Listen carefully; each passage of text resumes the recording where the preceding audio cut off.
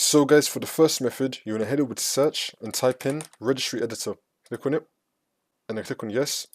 And then once you're on this, you can follow everything I'll be doing up here. So first you want to expand HK local machine, and then you want to expand system, and then you want to expand current control set, and then you want to expand services, and now you want to expand net logon. So we're going to scroll down till we get to N. I'm going to expand net logon. Here it is. You want to expand this. Now you want to select parameters, and now this will appear on the right side. And then once we're here on the right hand side, you just want to right click on a blank space, and then click on new, and then click on dword 32-bit value.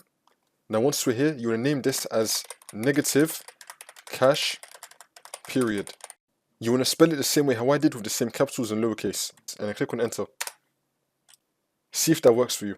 If that's still not working for the second method, on the top right here, you want to delete both parameters and net logon.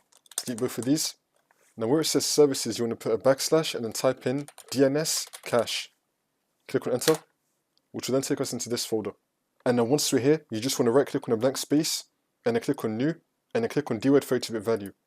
Now once we're here, you want to type in max negative cache TTL. Make sure to use the same capitals and lowercase as I used, and then click on enter. Now once you do that, you just want to restart your computer, and then the problem should be fixed.